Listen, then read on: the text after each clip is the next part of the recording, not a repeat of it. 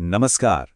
आज हम भारतीय लोकतंत्र के इतिहास के एक ऐसे दौर की बात करने वाले हैं जिसने देश को हमेशा के लिए बदल कर रख दिया। जी हां, हम बात कर रहे हैं 1975 के आपातकाल की। तो चलिए इस कहानी की गहराइयों में उतरते हैं। जरा इस तस्वीर को देखिए। 27 जून 1975 को देश के एक बड़े अखबार का एडिटोरियल पेज बिल्कुल खाली था। ये कोई गलती नहीं थी, बल्कि एक खामोश विरोध था। ये कहानी उस समय की है जब शब्दों पर पहरे बिठा दिए गए थे। तो सवाल यह है कि आखिर उस रात ऐसा क्या हुआ था? आइए जानते हैं। देखिए, इमरजेंसी कोई एक रात में लिया गया फैसला नहीं था। इसके बीज उन हालातों में बोए जा रहे थे जो सालों से देश में पनप रहे थे। एक ऐसा तूफान जो भारत के पूरे राजनीतिक और सामाजिक ताने बाने को हिलाकर रख देने वाला था। तो हुआ ये कि 1970 के दशक की शुरुआत में देश एक बहुत बड़े आर्थिक संकट से गुजर रहा था और इसकी कई वजहें थीं। बांग्लादेश युद्ध के बाद अर्थव्यवस्था पर भारी बोझ था। अमेरिका ने मदद बंद कर दी और इंटरनेशनल बाजार में तेल की कीमतें वो तो आसमान छू रही थीं। नतीजा, महंगाई बेकाबू हो गई। सोचिए, 1974 तक ये 30% पर पहुंच गई थी। इंडस्ट्रियल ग्रोथ रुक गई थी, बेरोजगारी बढ़ रही थी और तो और सरकारी कर्मचारियों का वेतन भी रोक दिया गया था। ऊपर से मानसून ने भी धोखा दे दिया, जिससे खाने पीने की चीजों का उत्पादन 8% तक गिर गया। मतलब देश में चारों तरफ एक बेचैनी और असंतोष का माहौल था। और मजे की बात यह थी कि सरकार का सबसे बड़ा नारा था गरीबी हटाओ, लेकिन जमीनी हकीकत तो बिल्कुल उल्टी थी। वादों और असलियत के बीच की खाई लगातार चौड़ी होती जा रही थी, जो लोगों के गुस्से को और भड़का रही थी। तो जब आर्थिक हालात खराब होते हैं तो इसका असर राजनीति पर भी पड़ता है। गुजरात और बिहार में छात्रों ने महंगाई और करप्शन के खिलाफ मोर्चा खोल दिया और बिहार में इस आंदोलन को एक ऐसा लीडर मिला जिसने इसे एक नई दिशा दे दी, जयप्रकाश नारायण, जिन्हें सब जेपी कहते थे। उन्होंने सिर्फ सरकार बदलने की बात नहीं की, उन्होंने संपूर्ण क्रांति का नारा दिया, एक सच्चा लोकतंत्र बनाने के लिए। देखते ही देखते ये आंदोलन पूरे देश में फैलने लगा और 1974 में रेलवे की हड़ताल ने तो मानो देश को ठप करने की नौबत ला दी थी। ये सिर्फ एक नारा नहीं था, बल्कि उस दौर की भावना थी। इससे पता चलता है कि विपक्ष का आंदोलन कितना बड़ा और क्रांतिकारी हो चुका था। ये सरकार के लिए एक ऐसी चुनौती थी जिसका सामना उसने पहले कभी नहीं किया था। अच्छा, एक तरफ तो सड़कों पर यह सब चल रहा था और दूसरी तरफ सरकार और न्यायपालिका के बीच भी टकराव बढ़ता जा रहा था। सरकार को लगता था कि सुप्रीम कोर्ट उनके गरीब समर्थक कानूनों के रास्ते में आ रहा है। वही सुप्रीम कोर्ट ने एक ऐतिहासिक फैसला दिया कि संसद संविधान के बुनियादी ढांचे को नहीं बदल सकती। तनाव तब और बढ़ गया जब सरकार ने 3 सीनियर जजों को नजरअंदाज करके जस्टिस A.N. रे को चीफ जस्टिस बना दिया। इससे एक कमिटेड जुडिशरी की बहस छिड़ गई। और फिर कहानी उस मोड़ पर आ पहुंची जहां एक अदालती फैसले ने देश को एक ऐसे संकट में ढकेल दिया जिसकी किसी ने कल्पना भी नहीं की थी। देखिए, घटनाएं कितनी तेजी से घटी। 12 जून 1975 इलाहाबाद हाई कोर्ट का वो ऐतिहासिक फैसला आता है जिसमें प्रधानमंत्री इंदिरा गांधी के चुनाव को ही अवैध घोषित कर दिया जाता है।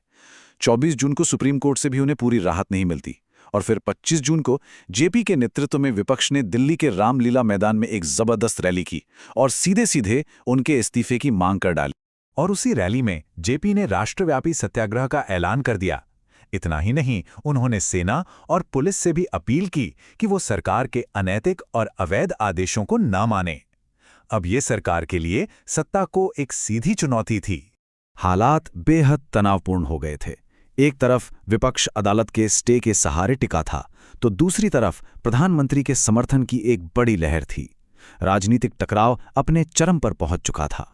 तो इस राजनीतिक टकराव और संकट के जवाब में सरकार ने एक ऐसा कदम उठाया जिसकी शायद ही किसी ने कल्पना की होगी। सरकार ने इस्तेमाल किया संविधान के अनुच्छेद 352 का।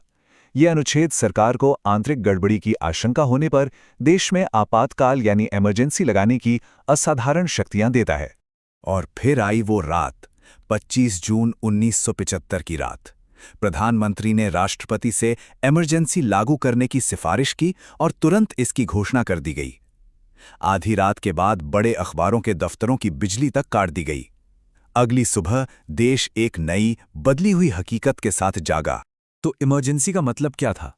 इसका मतलब था कि नागरिकों के मौलिक अधिकार सस्पेंड कर दिए गए, प्रेस पर सेंसरशिप लगा दी गई, मतलब कुछ भी छापने से पहले सरकार से पूछना जरूरी था, और इसीलिए उस अखबार का संपादकीय खाली था। विपक्षी नेताओं को जेल में डाल दिया गया, हड़तालों और प्रदर्शनों पर रोक लगा दी गई और हजारों लोगों को प्रिवेंटिव डिटेंशन के नाम पर गिरफ्तार कर लिया गया। यहां तक कि सुप्रीम कोर्ट ने भी कह दिया कि इमरजेंसी के दौरान नागरिक अपनी गिरफ्तारी को चैलेंज नहीं कर सकते।